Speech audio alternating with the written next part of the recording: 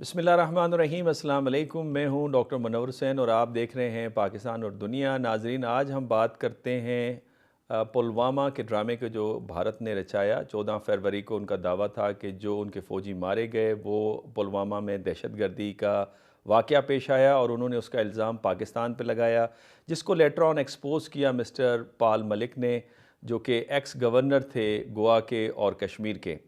और फिर 26 फरवरी को उन्होंने बालाकोट में अटैक किया और बताया कि हमने एक दहशतगर्द कैंप के ऊपर अटैक किया है, लेकिन पाकिस्तानी मीडिया ने, भारतीय मीडिया और पाकिस्तान भारत की हुकूमत का भांडा फोड़ दिया जब जाए वकूफ़ पे जाके बताया और दिखाया कि सवाए एक कव्वे की शहादत के यहाँ पे कुछ भी नहीं हुआ। इसके बदले में जो पाकिस्तान ने भारतीय तैयारे जो रात के वक्त उन्होंने हमला किया था 26 तारीख को, 27 को पाकिस्तान ने दिन के उजाला में जवाब दिया और उनके दो तैयारे गिराए, एक भारत के अंदर और एक पाकिस्तान के अंदर। पाकिस्तान के अंदर जो तैयारा गिरा वो मिग-21 था और फिर उन्हीं का जो पायलट थे विंग कमांडर अभिनंदन, उन्हें भी हमने गिरफ़्तार किया और अभिनंदन को हमने प्रिजनर ऑफ वॉर के लॉज़ के मुताबिक रखा और उसके बाद हमने उसे चाय भी पेश की, जो जिस चाय का उन्होंने तज़किरा किया कि द टी इज़ फंटास्टिक। और ये टी इज़ फंटास्टिक 36 घंटे सोशल मीडिया के ऊपर गर्दिश करता रहा।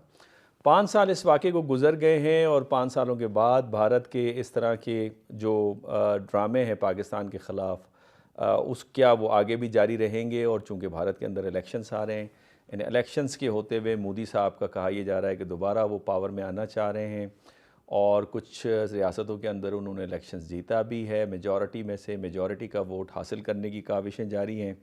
इस हवाले से क्या वो इस तरह का ड्रामा कर सकते हैं? पाक भारत ताल्लुकात का मुस्तकबिल क्या है? नई हुकूमत आ रही है पाकिस्तान के अंदर और नई हुकूमत का दावा ये है कि ग़ालिबन वो भारत के साथ अपने ताल्लुकात को बेहतर बनाने की कोशिश करेंगे।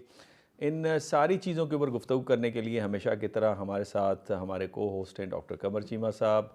एम्बेसडर नायला चौहान स्टूडियो में हमारे साथ मौजूद हैं। आप सारे मेहमानों का बहुत बहुत शुक्रिया। डॉक्टर कमर चीमा साहब, आपसे हमेशा की तरह हम शुरुआत करते हैं। पहले तो ये पुलवामा ड्रामा क्या था सर, और उसके क्या नताइज निकले? कुछ भारत ने सबक हासिल किया था या नहीं हासिल किया? बहुत शुक्रिया डॉक्टर साहब। देखिए, पहली बात तो ये है कि अगर आपने जो भी साउथ एशिया का स्ट्रेटेजिक कल्चर है, अगर आप उसको देखें तो उसकी जो वाज़े एक झलक है वो इंडियन पॉलिटिक्स में आपको नज़र आती है। न्यूक्लियराइजेशन देख लें या उसके बाद इंडिया की डोमेस्टिक पॉलिटिक्स देख लें, आपको पता चलेगा कि इंडिया की जो लीडरशिप है वो बात तो नहीं करना चाहती पाकिस्तान से, लेकिन जब भी इलेक्शंस आते हैं वहां पे तो ज़रूर पाकिस्तान का जिक्र होता है। मैं आज आपको सिर्फ आज की बात बताऊं कि कर्नाटका के अंदर बीजेपी ने इल्ज़ाम लगा दिया कांग्रेस के ऊपर, क्योंकि वो इलेक्शन जीती है वहां पे, कि आप जो है पाकिस्तान जिंदाबाद के नारे क्यों लगाए हैं, और पूरी स्टेट मीडिया इस वक्त कांग्रेस को ग्रिल कर रहा है। मैं आज की बात बता रहा हूं। इससे अच्छा। पहले जो 2019 की आप बात कर रहे हैं डॉक्टर साहब, एक वक्त था कि नरेंद्र मोदी कहते थे कि इंडिया को तो डिफेंस पे पैसा लगाने की जरूरत ही कोई नहीं है, स्ट्रेटेजिक स्टेबिलिटी है खित्ते के अंदर, न्यूक्लियर मुल्क हैं दोनों, जंग होनी नहीं है। लेकिन जब उनको बताया गया और उनको पता चला कि हम किस तरह इलेक्शन जीत सकते हैं 2019 में, तो उन्होंने ये ड्रामा उस वक्त शुरू किया जिसका जिक्र आपने किया कि जो गवर्नर साहब सत्यापाल साहब, उन्होंने सारा उसका भांडा फोड़ दिया। मैं समझता हूं कि नरेंद्र मोदी के पास 2019 में कुछ भी नहीं था और फिर उन्होंने एंटी पाकिस्तान के नारा लगाया और एक सो कॉल्ड सर्जिकल स्ट्राइक का ड्रामा रचाया, और फिर दुनिया ने देखा कि इंडियन एयरफोर्स कितनी बुरी तरह एक्सपोज हुई। और उसके बाद डॉक्टर साहब फिर इंडिया गया, फ्रांस और राफेल लिए और मैसिवली डिफेंस पे पैसा लगाना शुरू कर दिया। और 2020 में जो एक 2020 भी LAC line of actual control पे उनके चाइना के साथ मसाइल खराब हुए। तो क्वेश्चन ये है कि अभी भी इंडियन कॉन्स्टिट्यूशन ये कहता है कि आप अपनी फौज का इस्तेमाल नहीं कर सकते इलेक्शन में, लेकिन 2019 में नरेंद्र मोदी ने जो सो कॉल्ड सर्जिकल स्ट्राइक की तो जिक्र किया कि वो देखें बॉर्डर के ऊपर अभी फौजियों का खून जो है वो गर्म है, वोट करें बीजेपी के लिए, हमने ये सारे बदले लिए और ये सब कुछ किया। सो मैं समझता हूँ ये नरेंद्र मोदी और बीजेपी और इंडियन पॉलिटिक्स के अंदर जब भी वो मुश्किल में होते हैं तो उन्होंने पाकिस्तान का बैशिंग जरूर करनी होती है, वो तब भी किया। लेकिन पाकिस्तान की एयरफोर्स जो कि इंतहाई प्रोफेशनली, जिसका आपने भी जिक्र किया, रिस्पॉन्ड किया और लेकिन मैं डॉक्टर साहब एक बात ज़रूर कहूँगा, एयरफोर्स ने तो प्रोफेशनली रिस्पॉन्स किया, लेकिन पॉलिटिकली हमारी पॉलिटिकल क्लास ने हमें बड़ी मुश्किल में डाल दिया। जब सियासतदान पार्लियामेंट में खड़े होकर ये कहें कि हमने ऑपोजिशन से बात नहीं करनी, और ऑपोजिशन ये कहे कि आपकी जो टॉप लीडरशिप है, सिक्योरिटी के जो इदारे हैं वो परेशान हैं। मैं समझता हूँ कि अब जब भी इस तरह के हालात पैदा होते हैं, एक यूनाइटेड फ्रंट जान होना चाहिए पाकिस्तान का, जो 2019 के इस क्राइसिस में मिसिंग था, और वो भींट चढ़ गया हमारी पॉलिटिकल जो एक स्ट्रसल और पॉलिटिकल कॉन्फ्लिक्ट इस वक्त पाकिस्तान के अंदर है। लेकिन मैं समझता हूँ that was a perfect air force का रिस्पांस, और पाकिस्तान की अवाम और अदारे जो हैं उनको पूरा अपने आर्म फोर्सेस पे यकीन है। लेकिन एक दफ़ा फिर केयरफुल रहने की ज़रूरत है डॉक्टर साहब, क्योंकि भारत के अंदर अगले 2 महीनों में फिर इलेक्शंस आ रहे हैं। मैडम ये काइंडली फरमाइएगा कि अभी इतनी गुफ्तगू हुई जिसमें डॉक्टर चीमा ने भी गुफ्तगू की, क्राइसिस को किस तरह से हमने मैनेज किया? डिप्लोमेटिक फ्रंट पे क्या हमारी कामयाबी थी, या हमें उससे सबक सीखने की ज़रूरत है? अगर आइंदा खुदा ना करे इस तरह के वाक़यात होते हैं तो हम किस तरह से उसको टैकल करें? बहुत शुक्रिया आपके सवाल का डॉक्टर साहब। बेसिकली जो पहले स्पीकर्स ने बात की दुरुस्त है कि इंडिया, आप देखिए उनकी हकीकत क्या है और उसके गिर्द फसाना कितना है। ये एक बहुत इम्पॉर्टेंट चीज़ है हमें समझने के लिए कि क्या दुनिया वाकई ही इंडिया को उसके एक्चुअल लेवल पे देखती है। आप कहाँ वेस्ट से सुनते हैं कि जी वो चीन के मुकाबले में उन्हें खड़ा करना चाहते हैं। ना तो वो साइज़ में, ना वो पॉपुलेशन में, ना वो इकोनॉमी में उनके बराबर किसी तरह भी आ सकते हैं। जितनी भी इंडिया को एड दी जा रही है डिफरेंट क्वार्टर्स से, मिलिट्री एड की बात कर रही हूँ मैं, वो सारा जो है वो चीन के बॉर्डर पे नहीं लगाते, वो पाकिस्तान के बॉर्डर पे लगाते। सो इनहेरेंट हिपोक्रेसी है यहाँ। जिस तरह S-400 मिसाइल सिस्टम उन्होंने पाकिस्तान के बॉर्डर पे बिल्कुल हमारे इधर लगाया ना जी, उस साइड पे तो नहीं लगाया जिसके लिए उन्हें दिया गया था जी। सो इंडिया का ले दे के पाकिस्तान के साथ जो है ना वो आपके कभी दोस्त बनने को तैयार नहीं है। ताली 2 हाथ से बजती है, 1 हाथ से नहीं बजती। सो आप जितनी भी कोशिश कर रहे हैं, आप जो कह रहे हैं डिप्लोमेटिक, हमने बड़ी मैच्योरिटी का देखिए डेमोन्स्ट्रेशन की। Being a smaller country we demonstrated more maturity कि जब वो आया, उनके जहाज़ आए, एक तो आपकी एयरफोर्स की प्रोफेशनलिज्म को सलाम, जिस तरह उन्होंने उसको टैकल किया, फिर उसको वो लेके आए और एहतराम दिया। ठीक है, एक दुश्मन है, लेकिन हमारे जो आपका फरहंग है, आपकी जो कल्चर है, उसमें आप दुश्मन को भी जब आपके घर आए तो इज़्ज़त से पेश आते हैं। वो आपने डेमोन्स्ट्रेट किया जो कि कहीं और नहीं होता। सो जो आप चाय की बात कर रहे हैं, वो बेसिकली आपकी हॉस्पिटैलिटी है, रिस्पेक्ट है। उसके बावजूद आप देखिए कि जो मोदी रजीम है वो बाज नहीं आते।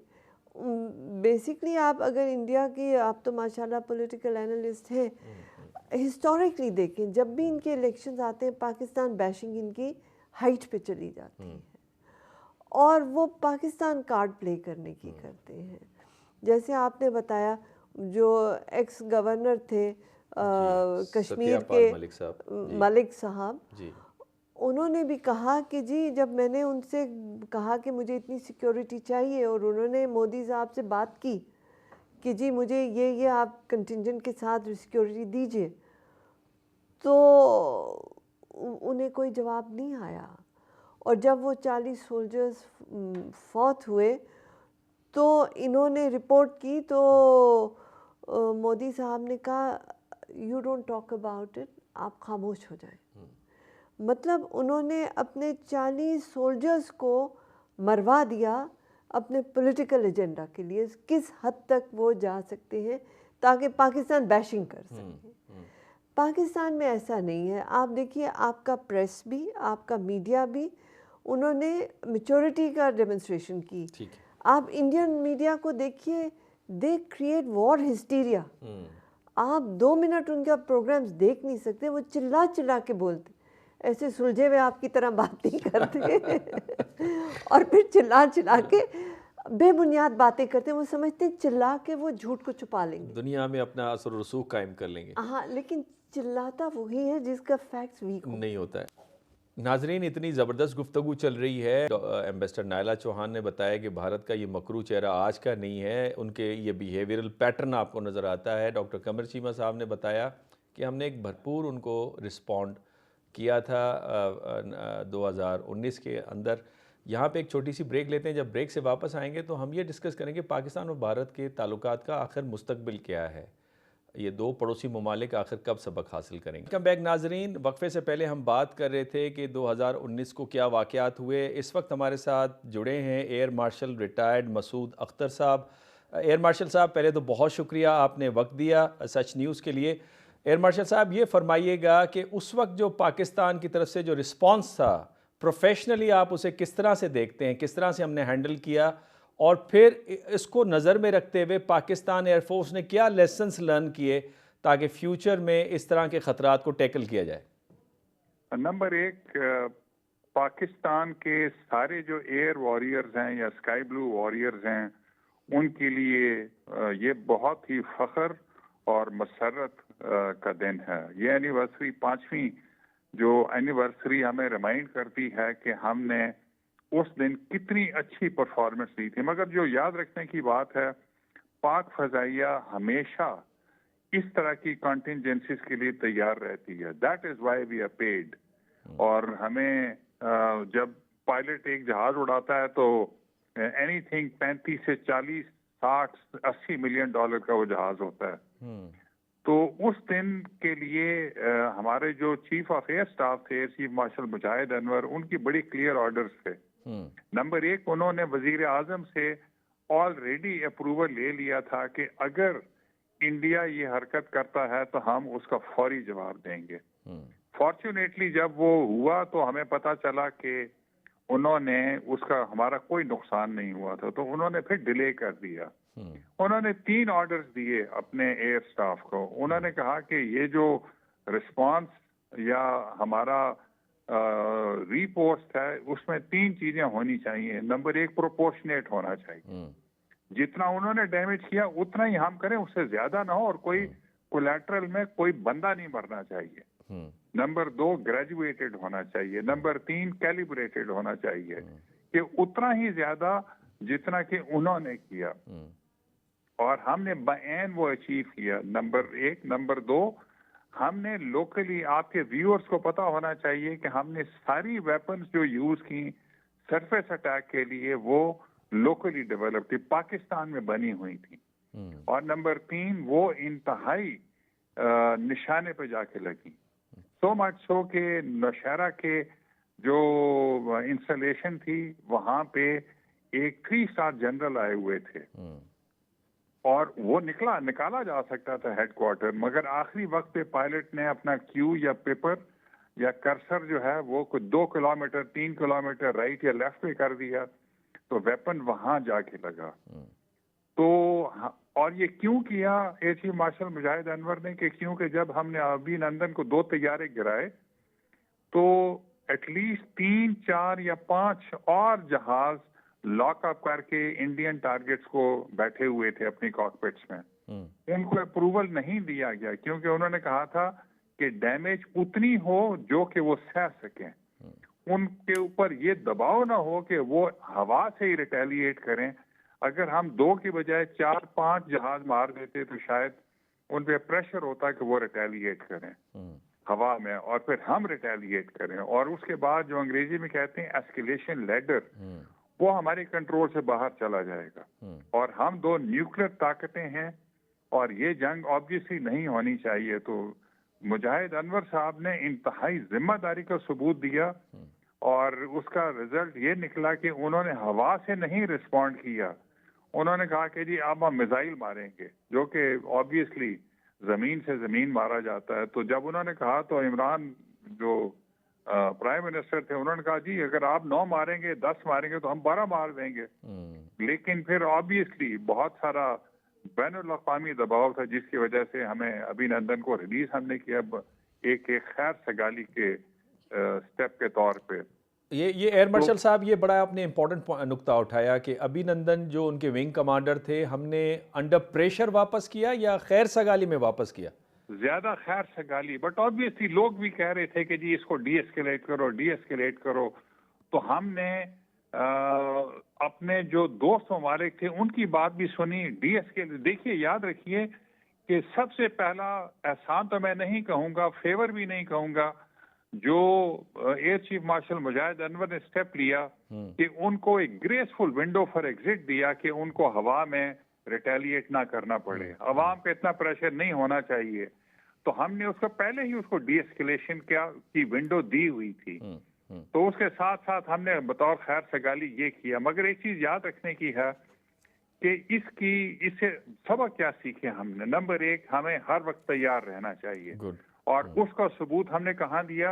रिसेंटली जब ये ईरान से हमारे टारगेट्स पे हुआ, तो उस वक्त एयर चीफ मार्शल सिद्धू ने, याद रखिए कि जो सबक सीखा, इस वक्त हमारे पास वो वेपन सिस्टम्स हैं कि अगले 10 से 15 साल तक हम साउथ एशिया में अपना एरियल डिफेंस कर सकते हैं। हमारे पास यूएवीज हैं, हमारे पास अनमैन्ड कॉम्बैट एरियल व्हीकल्स हैं जो कि काउंटर टेररिज्म मिशंस कर सकते हैं। तो वो सब हमने कर लिया।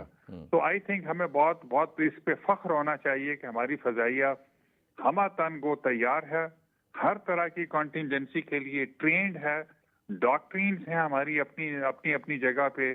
और मेरे ख्याल में इंशाल्लाह हम मायूस नहीं करेंगे कौन। एयर मार्शल साहब, मैं फिर जब आपकी तरफ आऊँगा तो आपसे ये पूछूंगा, चूँकि कहा यह जा रहा है पाकिस्तान न्यू टेक्नोलॉजी भी ले रहा है, लाइक J-31 की बात हो रही है जिसमें इंडिया के ऊपर हमारी एयर सुपरियॉरिटी होगी।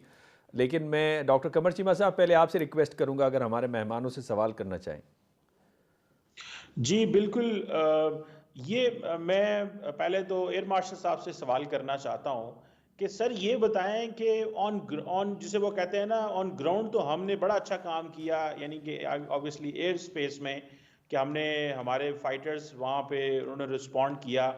लेकिन अदारे के अंदर ये जो पॉलिटिकली आप देखते हैं कि जो पॉलिटिशियन से स्टेटमेंट्स आई, उसका क्या इम्पैक्ट हुआ? क्योंकि हम देखते हैं वजीर आज़म अपोजिशन से बात नहीं करना चाहता, अपोजिशन जो है वो एक और मजाज में बात कर रही थी। तो आप उसको में कैसे देखते हैं कि प्रोफेशनली तो एयरफोर्स ने बहुत अच्छा रिस्पॉन्स किया, लेकिन जारी बात है अदारे विदाउट द पॉलिटिकल सपोर्ट तो कुछ नहीं कर सकते, उसको आप कैसे देखते हैं? याद रखिए कि कोई फौज एक कौम जो कि तकसीम हुई हो, मुनकसम हो ग्रोहों में, उसको डिफेंड करना आसान नहीं होता। उसके बावजूद एयरफोर्स ने अच्छा किया। अगर ये कौम इकट्ठी हो जाए, मसलन हमारे जो काउंटर टेररिज्म एफर्ट है उसके लिए हमारे पास सब चीजें हैं, ट्रेंड हैं, कर रहे हैं, 24/7 हो रहा है।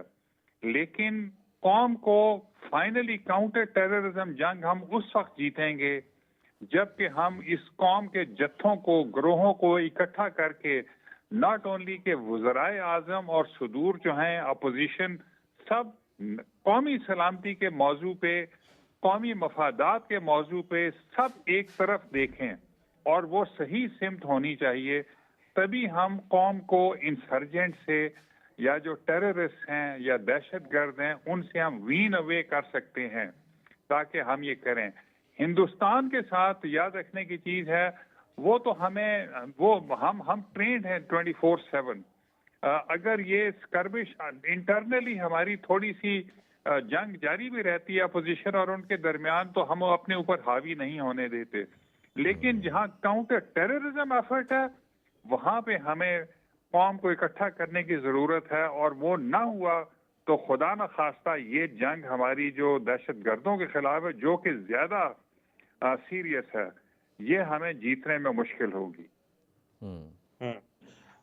बिल्कुल ठीक कह रहे हैं। वैसे साहब आपसे पूछना चाहता हूँ, ये तो जो एयर मार्शल साहब ने बात तो कर दी है काउंटर टेररिज्म के हवाले से, फॉरेन ऑफिस जो है हमारा, वो टेक्निकली तो हम पूरी दुनिया में आप इंगेज रहते हैं, लेकिन आपको भारत के साथ उस दौर में उस वक्त में कोई कम्युनिकेशन होती है? हम सुनते हैं हॉटलाइन एक होती थी, पता नहीं वो अब फॉरेन सेक्रेटरी लेवल पे हॉटलाइन है या नहीं है अब, लेकिन डीजीएमओ लेवल पे तो है। जो भारत के हवाले से हमारा जो फॉरेन ऑफिस है, क्या वो प्रोएक्टिवली इंगेज कर पाता है? पर्टिकुलरली इस तरह के सिनेरियो में आपके बारे में पास क्या इंफॉर्मेशन है या क्या जानती हैं इस हवाले से? देखिए डॉक्टर साहब, आप अंगेज जिस आप क्राइसिस होता है तो ऑब्वियसली उनका भी इंटरेस्ट होता है कि आपसे वो अंगेज करें। ये नहीं हो सकता कि उनका जो है पायलट आपके हाथ में हो और वो आपसे बात नहीं करेंगे। तो उस हालत में तो वो बात करते हैं, लेकिन उनका एक उन्होंने जो अपने आप को रीजनल पावर की जगह सुपर पावर प्रेजेंट करने की नाकाम कोशिश कर रहे हैं, उसमें उनके ये स्टैंस होता है कि पाकिस्तान से हमने बात नहीं करनी, और वो किसी थर्ड पार्टी की भी शमूलियत उसमें नहीं कबूल करते कि जिस तरह कश्मीर का मसला है उसको हल किया जाए। ताली एक हाथ से नहीं बजती, दो हाथ से बजती है। आप अंगेज करें भी, अगला बात नहीं कर रहा तो आप कैसे बात करेंगे? लेकिन ये तो हुआ बायलैटरल लेवल पे, लेकिन इंटरनेशनल लेवल पे बहुत से फोरा हैं जहाँ पे हम कोऑपरेट करते हैं, because we are part of the global south. So UN में बहुत सी ऐसे एरियाज़ हैं जहाँ पे हम इकट्ठे खड़े होते हैं, जहाँ क्लाइमेट चेंज की बात है या पॉवर्टी एलिविएशन की बात है या सोशल डेवलपमेंट की बात है, उधर हमारे मौक़िफ़ जो हैं वो मिलते हैं। सो हम उधर इकट्ठे होके बात करते हैं। लेकिन बायलैटरल लेवल पे इंडिया जो है उसने एक ये पोजीशन बना ली है कि Pakistan is part of the problem not the solution, so we are not going to talk to them, which is farce. Actually India is the part of the problem, because अब तो इतने दलाइल हैं स्टेट स्पॉन्सर्ड टेररिज्म के जो India की तरफ से हो रहे हैं। आप गुलभूषण यादव को देख लें, आप इनकी डिसइंफो लैब जिसकी आपने पहले बात की वो कर रहे हैं, हर तरह से वो पाकिस्तान के ऊपर जो है वो जो नफेरियस एक्टिविटीज़ कर रहे हैं वो अब एक्सपोज भी हो रही हैं। सो दुनिया देख रही है कि इंडिया का जो सो कॉल्ड स्टैंस है वो बेबुनियाद है।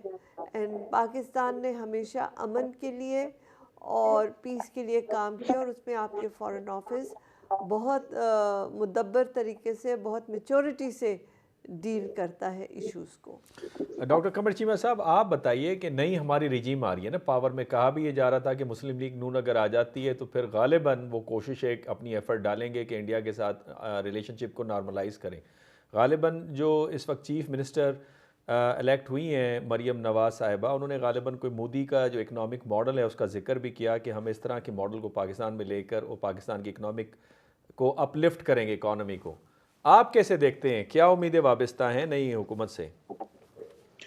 डॉक्टर साहब देखिए, आपको याद होगा कि ये जो नेक्स्ट प्राइम मिनिस्टर शहबाज शरीफ साहब आ रहे हैं, ये रिसेंटली जब लास्ट टाइम ये प्राइम मिनिस्टर थे पिछली हुकूमत में, तो ये यूएई में थे और वहाँ पे इन्होंने इंटरव्यूज़ दिए और ये कहा कि हम थर्ड पार्टीज़ को और भारत को कहते हैं कि हम बात करना चाहते हैं, हमारी बात कराई जाए।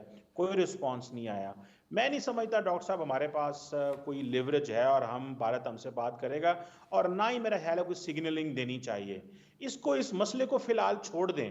ना भारत हम पे डिपेंडेंट है ना हम भारत पे डिपेंडेंट है। उसकी वजह ये है कि भारत समहाउ ये एज्यूम कर बैठा है कि ये इतने पॉलिटिकली डिवाइडेड हैं, इकोनॉमिकली वीक हैं। आज हम अगर बात करते हैं इनके साथ तो ये मेन स्ट्रीम हो जाएंगे, ये वेल ऑफ हो जाएंगे, और उनकी डिमांड और विश लिस्ट बहुत बड़ी है। बल्कि मैं तो इस हद तक समझता हूं कि नरेंद्र मोदी को नया सरप्राइज भी पाकिस्तान को दे सकते हैं। और वो सरप्राइज अगर आपको याद हो 2018 में इमरान खान साहब उस वक्त जो चेयरमैन पीटीआई थे, वो ये कहते थे कि जनाब मैं ये नरेंद्र मोदी आएगा तो मैं इससे बात करूंगा और हम मसला कश्मीर हल कर लेंगे। उन्होंने आते ही 33, 70, 35 ए को रिवोक कर दिया। हमारे पास चॉइस ही कोई नहीं, हम 5 साल बात ही नहीं कर सके। आप कह रहे हैं कि ये दोबारा इस तरह के सरप्राइजेस दे सकते हैं? जी, मैं बिल्कुल 100% ये समझता हूँ कि वो आपको सरप्राइज़ दे सकते हैं, वो आपको मज़ीद बैक फुट पे डालेंगे ताकि अगर पाकिस्तान की लीडरशिप बात करना चाहे, तो वो टर्म्स एंड कंडीशन देखें। अभी जो बात हो रही है, हम तो चाहते हैं, वो नहीं चाहते। सो हमें उन्होंने बड़ी मुश्किल पोज़ीशन में लाके खड़ा कर दिया ऑलरेडी कश्मीर की इश्यू से। और रिसेंटली जो स्टेटमेंट आर्मी चीफ साहब की तरफ से भी आई थी, वो भी इस सेंस में है कि जो farmer army chief general Bajwa थे, उनका जो पैगाम था अमन का वो इतना ज्यादा चला गया था, दुनिया ने ये समझा देखें जी ये तो बात करना ही चाहते हैं हर कीमत के ऊपर। और पूरी दुनिया इस चीज पे कन्विंस थी कि जनरल बाजवा बहुत ज्यादा कन्विंस्ड है इंडिया से बात की जाए, लेकिन समहाउ उस वक्त पॉलिटिकल लीडरशिप अपना पॉलिटिकल इंसेंटिव देख रही थी और बात ना कर सकी। मेरा ख्याल है इस वक्त शायद पाकिस्तान के जो अदारे हैं या पाकिस्तान की जो लीडरशिप है, उनको थोड़ा सा एक स्टेप पीछे हटना चाहिए और वेट करना चाहिए कि नरेंद्र मोदी जब पावर में आते हैं तो वो क्या सोचते हैं, उनके ऊपर क्या बर्डन है, या कि अगर उनके ऊपर कोई बर्डन नहीं है तो वेट करें। हम बांग्लादेश से भी डिस्कनेक्टेड हैं, हम अफगानिस्तान से भी डिस्कनेक्टेड हैं, हम इंडिया से ऑलरेडी बड़े पुराने डिस्कनेक्टेड हैं। सो 6 महीने साल 2 साल में कुछ नहीं होना, थोड़ी सी मेच्योरिटी करें और हम अपनी जो नई मार्केट्स हैं एशिया पैसिफिक में और बहुत सारी जगहों पे उनकी तरफ जाएं। सो हल्की फुल्की लिप सर्विस करें, बाकी मेरा ख्याल है वेट करना चाहिए। और आई एम वेरी होपफुल कि जब पाकिस्तान वेट करेगा, खामोश रहेगा, तो कुछ ना कुछ बेहतरी आएगी। और मल्टीलैटरल फोरम्स, अगर हमारा फोकस इस चीज पे हो जाए कि हमने मल्टीलैटरल फोरम्स लाइक ब्रिक्स में जाना है, अगर हमें मेंबरशिप रशिया इसमें हेल्प करता है, तो हो सकता है हमारी मल्टीलैटरल फोरम्स पे ही मुलाकातें ज्यादा हो जाएं कि बाद में वो बायलैटरल में कन्वर्ट हो जाएं। लेकिन for a moment I believe one should be careful and हमें थोड़ा साइलेंट नहीं रहना डॉक्टर चाहिए। साहब, आपको कितने चांसेस लग रहे हैं, एम्बेसडर नायला चौहान भी मौजूद हैं, कि ब्रिक्स में पाकिस्तान को इंडिया आसानी से अंदर दाखिल होने देगा? लाइक रशियंस तो प्रॉमिस कर रहे हैं कि हम आपको हेल्प आउट करेंगे, चाइनीज़ भी राज़ी होंगे, ईरानी, सऊदी अरब, यूएई भी चाहेंगे चले पाकिस्तान उसका मेंबर बने, लेकिन क्या इंडिया इतनी आसानी से पाकिस्तान को शामिल होने देगा ब्रिक्स के अंदर? इंडिया को नहीं लगता कि एससीओ में जो पाकिस्तान की शमूलियत है उससे बार बार कश्मीर का मुद्दा उठाया जाता है? हमने देखा जो पिछली हुकूमत थी, फॉरेन मिनिस्टर बिलावल भुट्टो जरदारी जब एससीओ के इजलास में इंडिया गए तो वहाँ पे इंडिया में जाके कश्मीर के मुद्दे को उठाया। तो आपको लगता है कि पाकिस्तान की जो मेंबरशिप है बड़ी आसानी से होगी?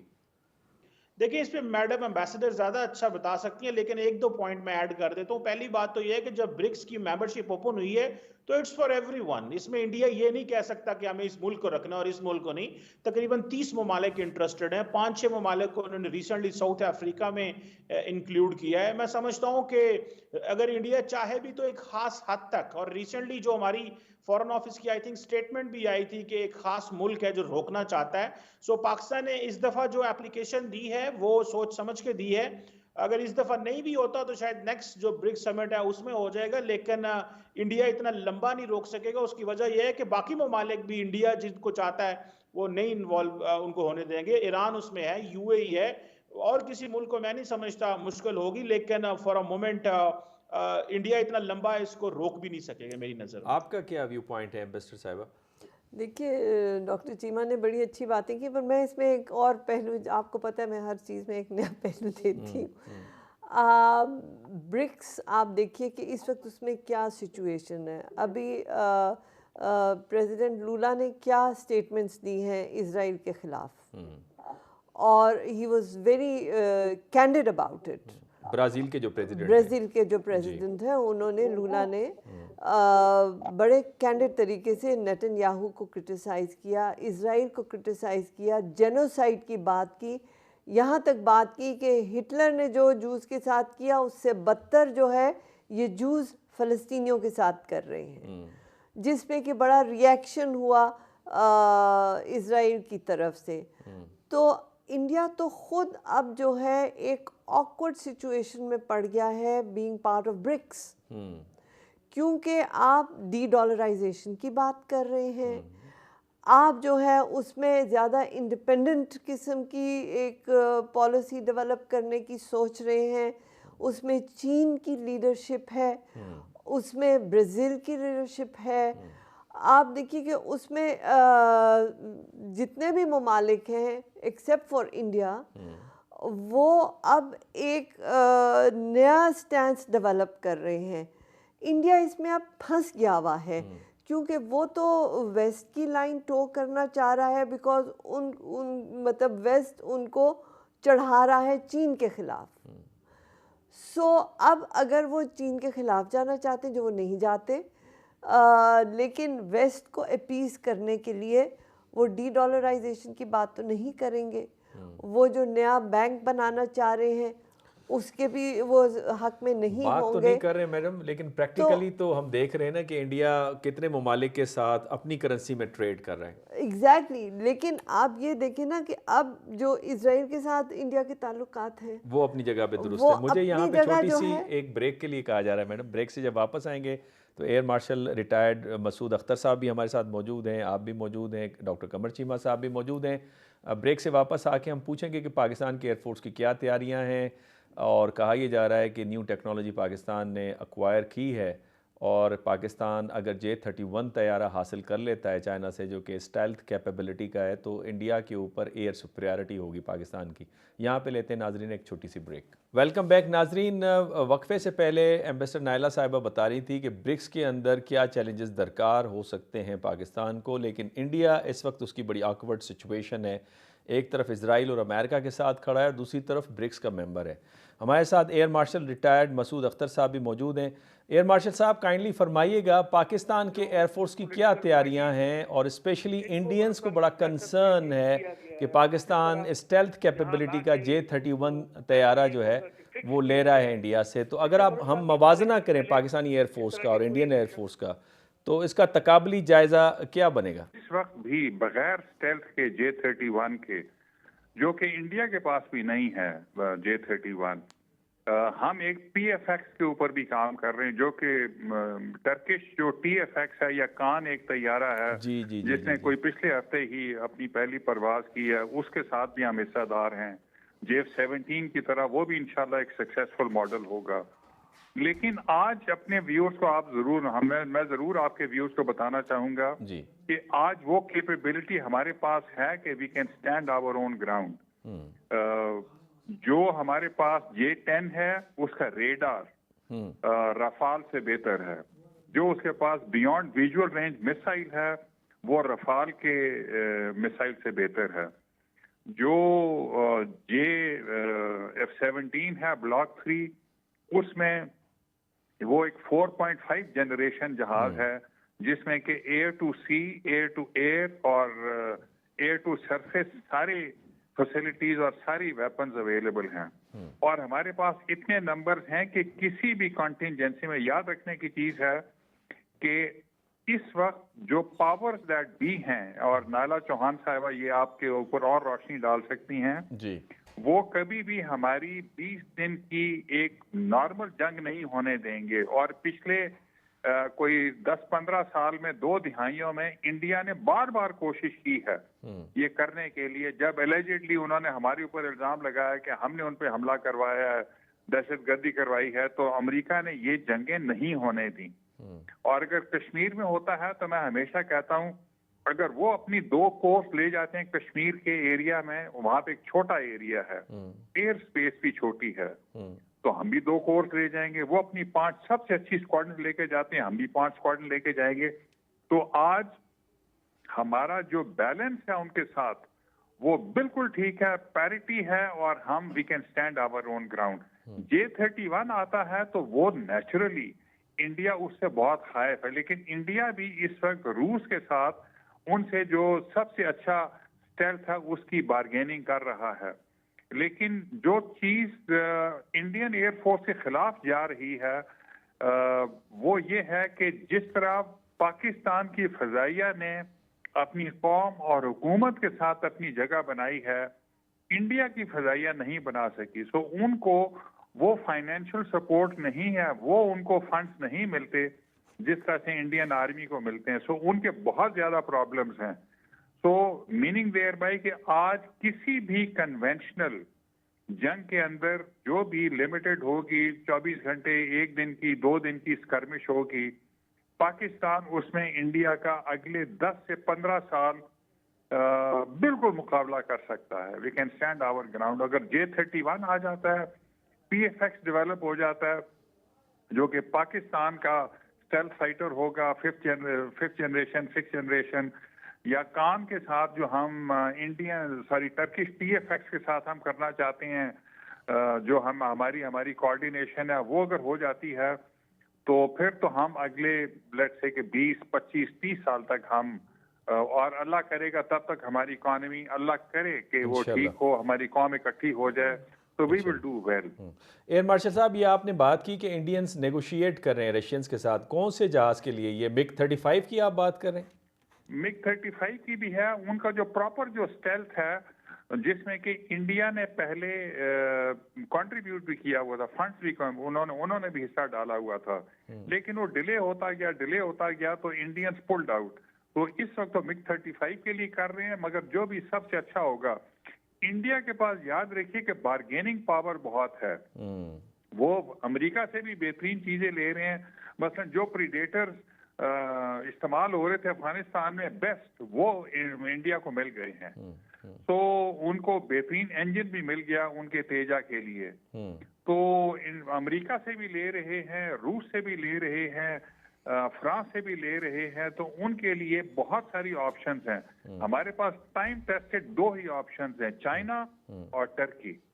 तो लेट्स सी क्या होता है, लेकिन इस वक्त एयर चीफ मार्शल सिद्धू ने वो सारे वेपन सिस्टम्स इकट्ठे कर लिए हैं, जिसमें कि unmanned aerial vehicles, unmanned combat aerial vehicles और फाइटर बॉम्बर्स, जो हमारी जरूरत है साउथ एशिया में। मसलन आप देखिए ना, ईरान के साथ भी जो हुआ सिंगल सर्विस एप्लीकेशन, जो स्विफ्ट अटॉक में हुआ सिंगल सर्विस एप्लीकेशन, और हमने जो हमारे मिलिट्री और पॉलिटिकल एंड्स थे उनको अचीव किया। हमने डिटरेंस को रीएस्टैब्लिश किया इंडिया के साथ भी और ईरान के साथ भी। तो मेरे ख्याल में ये इत्मीनान दिलाने की बात है कि air force is awake, the nation can peacefully sleep, और हम जो कॉन्टिजेंसी भी आएगी इंडिया की तरफ से, तो वो हमारे जीन्स के अंदर आ गया है कि we have to defend ourselves. बाकी जो वेस्ट में और ईरान के साथ अल्लाह ना करे कोई कॉन्टिजेंसी आती है, उनके साथ हमारे ताल्लुकात बरादर मुस्लिम ममालिक हैं, लेकिन अगर कोई कॉन्टिजेंसी आती है तो हमारे पास पूरी ताकत है कि हम उसका जवाब दे सकेंगे। मुझे नहीं लगता एयर मार्शल साहब कि ये ईरान दोबारा इस तरह की कोई गलती करेगा। मेरे ख्याल में उनको ये काफ़ी उसका एहसास हो गया है, जो इंडियंस ने जिस तरह से इंस्टिगेट किया, वो मेरा ख्याल है उन्होंने धोखा खाया इस हवाले से। आपने बात की 204 मेरे ख्याल में इंजन जो अमेरिकन से इंडियन से लिया है, क्या वो रिलायबल इंजन वाकई है, इतना एडवांस है कि जेट फाइटर के अंदर? Technology, no, American technology is actually very good, वो तो बहुत अच्छी है। तो और उनके लिए तेजा के लिए एक अच्छा इंजन नहीं था उनके पास। कावेरी उन्होंने अपना एक बनाया था, मगर वो अच्छा इंजन नहीं था। तो जो अमेरिका से लिया वो नेचुरली बहुत ही अच्छा इंजन है। उनके पास मार्केट है जहाँ से ले सकते हैं चीजें। हमारी आई विश के कौम इकट्ठी हो जाए, हमारी खारजा पॉलिसी उतना ही करेगी जितना कौम अंदर से ताकतवर होगी, उतनी ही कन्वे करेगी ताकत हमारी खारजा पॉलिसी और हमारी बाकी पॉलिसीज। तो अल्लाह करे कि हम बेहतर करें, अल्लाह करे कि हमारी जो हुकूमत आती है नेक्स्ट वो बहुत अच्छा करे और हम अपने अंदरूनी मसाइल से निकल जाएं, then we can defend ourselves इंशाल्लाह। एम्बेसडर नायला चौहान साहब, एयर मार्शल साहब ने बड़ी एक खूबसूरत, बड़ी कंप्रीहेंसिव पिक्चर खींची है। अमेरिकन का उनका कहना था कि अमेरिकन कभी भी इंडिया पाकिस्तान की फुल फ्लेज वॉर नहीं होने देंगे। क्यों नहीं होने देंगे? उनके क्या मफादात हैं इस खित्ते में? देखिए, आप हिस्ट्री को देख लेना, जब भी आपका eyeball to eyeball confrontation हुई, although India doesn't accept a third party, America ने उनको पीछे कर दिया और वो मतलब डीएस्केलेट हो गया। नहीं, डीएस्केलेट इस तरह करना चाहते हैं, लाइक इंडिया के ज़रिए से चाइना को कंट्रोल करना चाहते हैं और पाकिस्तान के ज़रिए से इंडिया को, क्या ये मफरूज़ा ठीक है? नॉट रियली, बिकॉज पाकिस्तान के थ्रू इंडिया को वो कंट्रोल आई डोंट नो करना चाहते हैं या नहीं करना चाहते। अमेरिकन पॉलिसी इस वक्त बहुत ज़्यादा जो है वो कॉम्प्लिकेटेड है, and you know in international relations you can never say anything हतमी तौर पे कि ये नहीं होगा। उधर भी इलेक्शंस आ रहे हैं, उधर भी नई गवर्नमेंट आएगी, उसका क्या नज़रिया होता है ट्रंप ने तो कई दफ़ा ऑफ़र भी की थी कश्मीर के ऊपर। कश्मीर जी के ऊपर। जी। लेकिन अब कौन आता है और वो किस तरह से इसको प्ले आउट करता है, you really don't know. I as a student of international relation would never say anything हतमी तौर पे कि ये नहीं होगा। लेकिन अब तक जो है चीन ने भी पॉजिटिव रोल किया है at international level, UN security council में, और अमेरिका ने भी बिहाइंड द कर्टन्स काफ़ी एक डिप्लोमेसी के ज़रिए से मामलात को हल करने की कोशिश की है। अगर ये आप इजाज़त दें डॉक्टर कमर शीमा साहब, काइंडली आप अपनी माहिराना राय से हमें मुस्तफ़ीद कीजिएगा कि इंटरनेशनल सिस्टम में तब्दीली वाक़या हो रही है। अमेरिका के लिए कहते थे ना प्रीपोंडरेंट पावर है, तो अब कोई प्रीपोंडरेंट पावर नहीं रहा इन टर्म्स ऑफ इन्फ्लुएंस। मैं उनकी मिलिट्री कैपेबिलिटी की बात नहीं कर रहा। जो बशारुल असद को हटाना चाह रहे थे नहीं हटा सके, इराक़ को, सीरिया को जिस तरह से, और लिबिया को, अफ़गानिस्तान को कंट्रोल करना चाह रहे थे नहीं कर पाए। बहुत सारी चीज़ों में पाकिस्तान भी उनकी नहीं सुनता। तो कहने का मकसद है कि दुनिया तब्दील हो रही है और इसमें दूसरे सेंटर्स ऑफ पावर्स अपना रोल प्ले कर रहे हैं।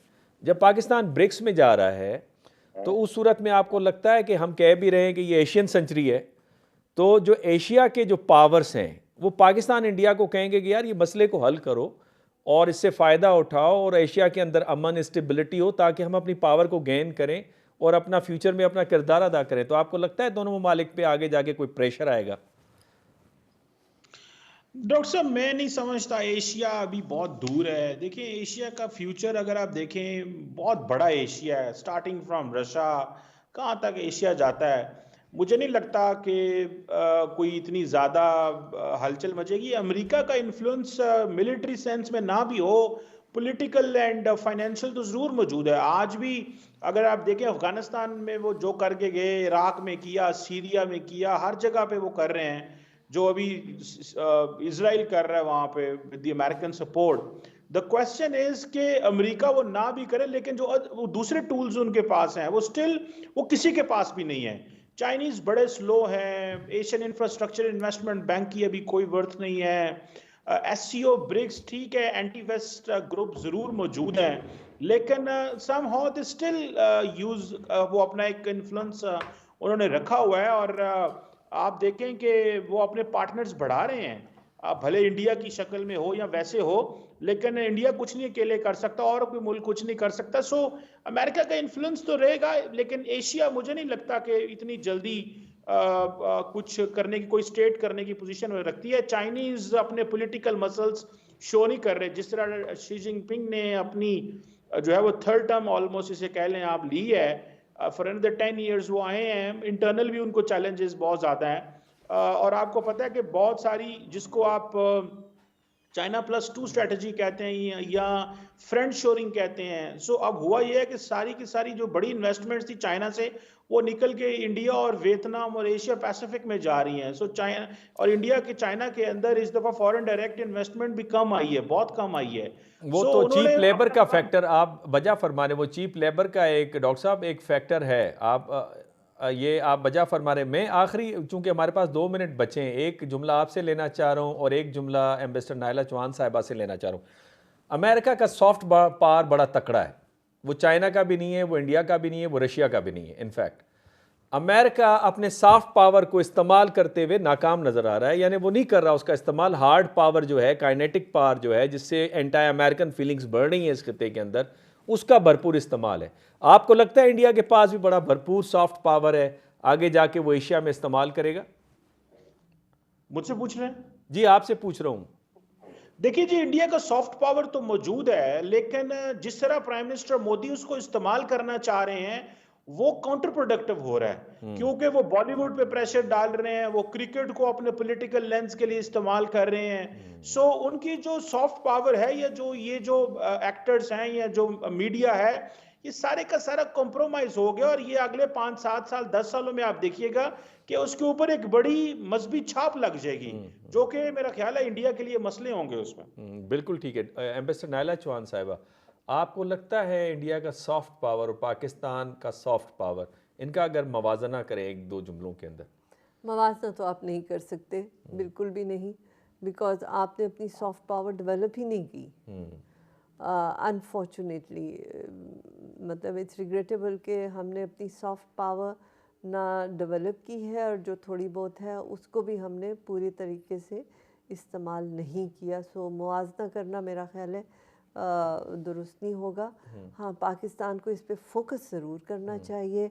आपको अपनी जो है ये सॉफ्ट पावर, चाहे वो आर्ट है, चाहे वो कल्चर है, चाहे आपकी वो मूवीज़ हैं, आप देखें ना, आप बॉलीवुड की फिल्में आप नहीं देखते तो और कोई क्या जी देखेगा? जी जी जी जी जी। तो जब तक उधर इन्वेस्टमेंट नहीं जाएगी, जब तक उनको वो इंसेंटिव्स नहीं दिए जाएंगे, जब तक आप इंटरनेशनल लेवल पे आ ही नहीं सकते। आप तो रीजनल लेवल क्या, अपने नेशनल लेवल पे नहीं है। बिल्कुल आपने सही फरमाया। यहाँ पे चूँकि वक्त ख़त्म होता है और आखिर में ये बड़ी इंपॉर्टेंट बात है, एयर मार्शल मसूद अख्तर साहब ने फरमाया कि 15 से 20-25 सालों तक पाकिस्तान के पास एयर फोर्स कैपेबिलिटी इतनी है कि वो इंडिया के थ्रेट को आराम से टैकल कर सकता है, और बाज़ हिस्सों में इंडिया के हवाले से एयर सुपरियॉरिटी है। ज़रूरत इस अम्र की है कि हम अपने हार्ड पावर के साथ सॉफ्ट पावर पे तवज्जो दें, और with in Pakistan and at least south Asia के अंदर और फिर आगे जाके एशिया के अंदर उसका इस्तेमाल ज़रूरी है। सॉफ्ट पावर के ज़रिए से जो आप मिनिमम कॉस्ट के अंदर अपने मकासद हासिल कर सकते हैं, वो हार्ड पावर से हासिल नहीं कर सकते। डॉक्टर मुनव्वर हुसैन को इजाज़त दीजिए। अल्लाह हाफ़िज़।